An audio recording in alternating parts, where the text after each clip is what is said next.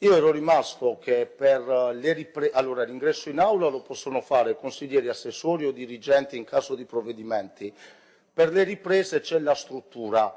Siccome vedo che c'è anche gente che non fa parte della struttura grafica della regione, come funziona? Ognuno di noi può far venire in aula il proprio assistente che gli fa foto e video, c'è stato un cambio dell'ufficio di presidenza su qualche delibera.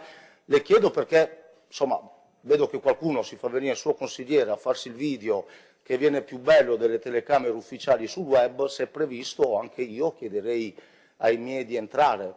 È iniziato così durante una seduta del Consiglio regionale il botta risposta tra Montanariello e il presidente Zaia, nato dal fatto che il consigliere Dem abbia contestato la presenza di addetti esterni alla struttura, evidenziando come Zaia sembrasse non conoscere il regolamento che invece ne vieta la presenza.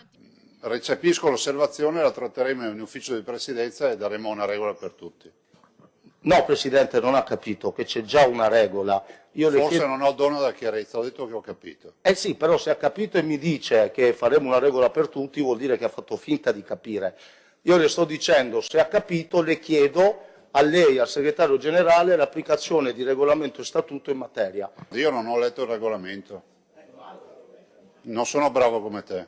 No, Presidente, invece guardi, la differenza tra me e lei è che io posso non leggerlo, ma lei che è Presidente del Consiglio e ci spiega come funziona, lo dovrebbe leggere prima degli altri. Alla fine il colorito dibattito si è concluso con l'applicazione del regolamento da parte del Presidente Zaia, che vieta di fatto le riprese social in aula. Le persone ammesse nei settori appositamente riservati devono astenersi da ogni segno di approvazione o disapprovazione. I commessi sono incaricati a vigilare sull'osservazione dei regolamenti e provvedere su ordine del Presidente all'allontanamento di chiunque abbia turbato l'ordine. Il Presidente, per favore, nel caso di disordini può altresì ordinare lo sgombero dei settori riservati al pubblico. Bene, applichiamo il regolamento. Penso ci sia altro da aggiungere.